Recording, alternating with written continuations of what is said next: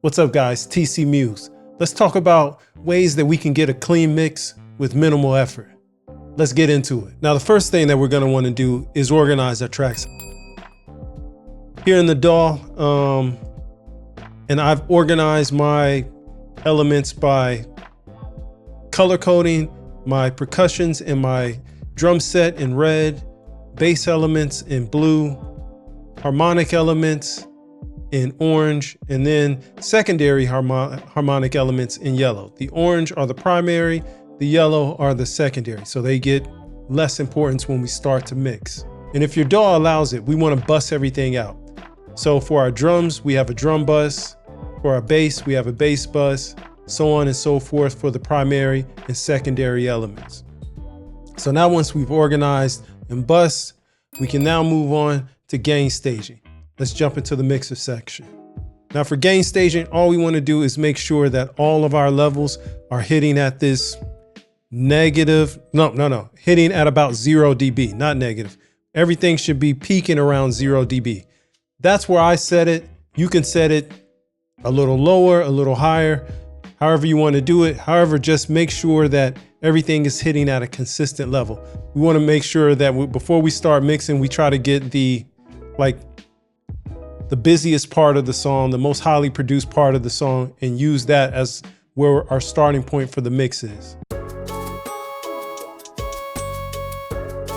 All right, now that we set up our gain staging and everything is hitting about that 0 dB mark, we're gonna grab everything and just bring it down to negative infinity and start with the blank slate. Hey, what's up, man?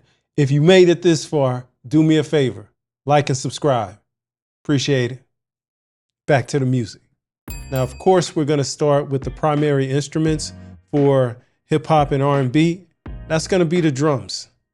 Set the kick at -3 because, you know, we want the kick to be the loudest part, or at least prominent. We don't want the kick buried. So we'll put it at 3 and then we'll mix everything else against the kick. Let me go ahead and just level a few items here to show you what I'm talking about.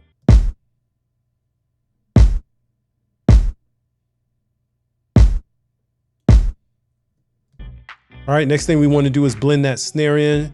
I like to try to paint by numbers just to start to get my rough mix. So I know I want my snare to be slightly lower than my kick. Let's hear what we got. Take that hoodie off, make sure I'm good. All right. All right, let's get some hi-hats. All right, second hi-hat. Perks.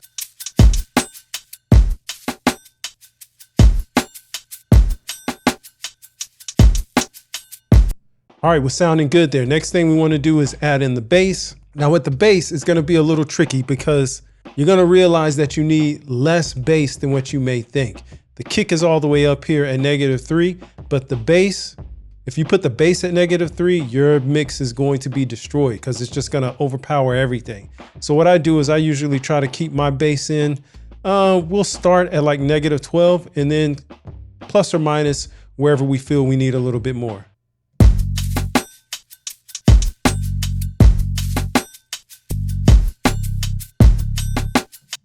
All right, I would also be remiss if I didn't remind you that, or didn't tell you that, we're gonna work with a static mix first, because getting a static mix together is 80 to 90% of a good mix. The other bells and whistles, automation, and everything else, complete it, but you gotta get the good fundamentals down, and you gotta get the base, the foundation taken care of before you can put those on there.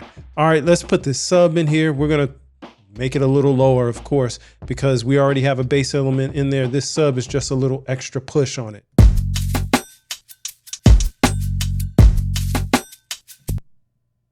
Actually, this sub, we're not using it until a second section of the mix. And since I've already gained stage, I know I can just set this at -13 because I know when it comes in, it's just gonna replace the bass here. Oh yeah, the only exception for when you wanna put your bass up higher in the mix, I wouldn't say the only exception, but if you're making trap, of course, the bass or the sub is gonna be much higher than if you're making soul or more classic R&B. All right, now we're gonna move over to the harmonic elements, the items in yellow and orange. Now for these elements, we will just first push them up to level, but after we level them all, we're gonna want to use a high pass filter. That's gonna be your best friend here because we already have the drums and the bass taking up a lot of the low end. We don't need these other instruments to clutter the low end and just make things sound muddy. So let's just level it up and then we'll go back and EQ these.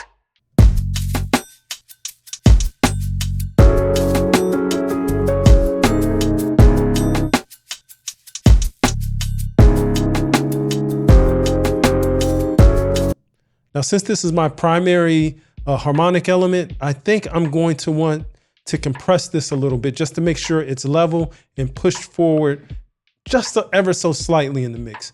Let me pull up IK Multimedia's Black 76. Here we go. And we're gonna do about 3, maybe 5 dB of gain reduction. Check this out.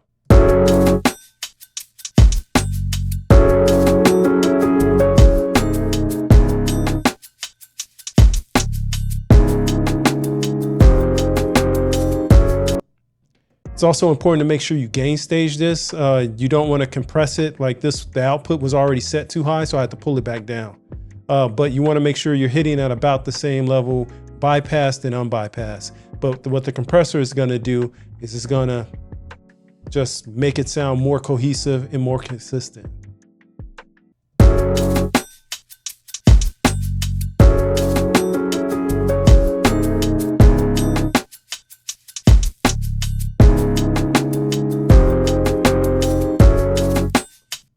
Cool, so that didn't do a lot, but what it did do is just pull down some of those peaks and we pushed it up a little higher.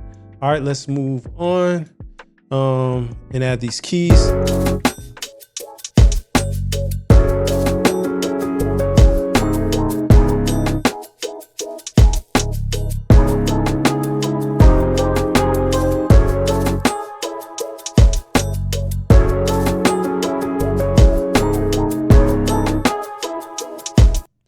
All right, now that we have these primary elements in here, I'm gonna go ahead and EQ some of the lows out just to make sure we keep it clean. I'm gonna be using the Waves F6 RTA EQ. You can use your stock DAW EQ. I just like this one because it has a makeup gain built in. Let's see how much we're gonna pull off here.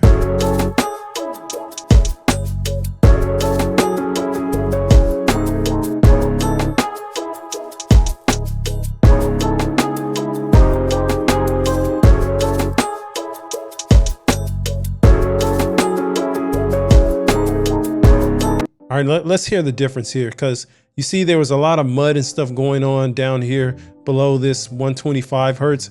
That's just gonna get in the way. And then by getting rid of that, I could actually turn up the instrument a little bit more. Let's hear it with the track, bypassed and then unbypassing the EQ. You'll hear how clear it ends up when you actually pull the EQ in and you cut some of that mud out.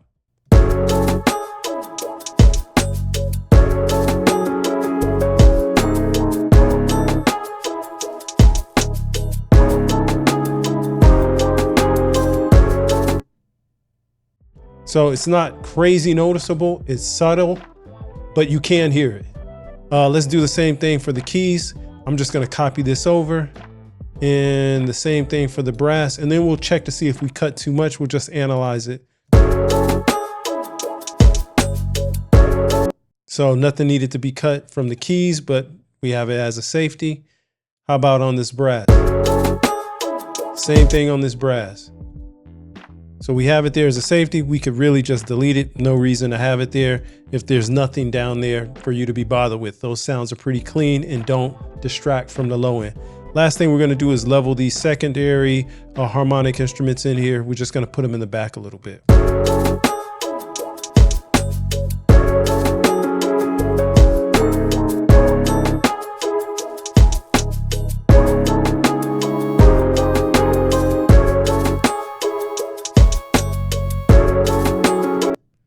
Cool, we got everything leveled. Now, after we've got our first pass at the mix, What we want to do is focus our attention over here to possibly our buses, because we may want to process the bus. For example, I may want to saturate my drums a little bit more. Let's play around with that and see if I can just saturate all of the drums.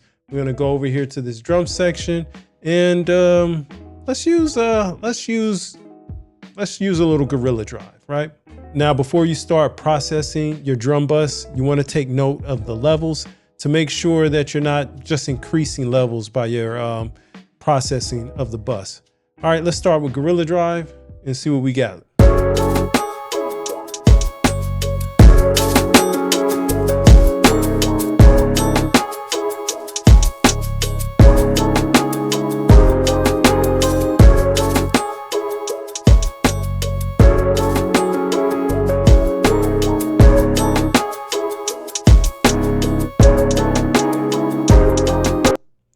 See there, what we did is we added a little drive, a little distortion on it, and the levels actually went down, but the loudness, the perceived loudness seems to have increased. Let's take a listen before and after again.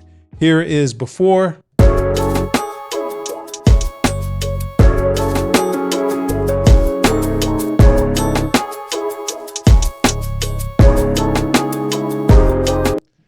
Now listening to it, I noticed that those highs started popping out a little bit. So I'm gonna want to compensate for that. So I'm gonna take these high elements, the hi-hats, I'm gonna pull them down 2 dB. So you see the perks are gonna go from 20 down to 22. Let's see if that does it.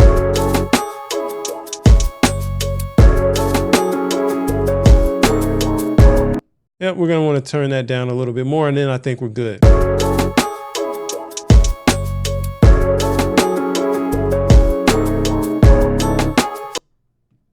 Cool, and there we go. We have a pretty decent mix right there.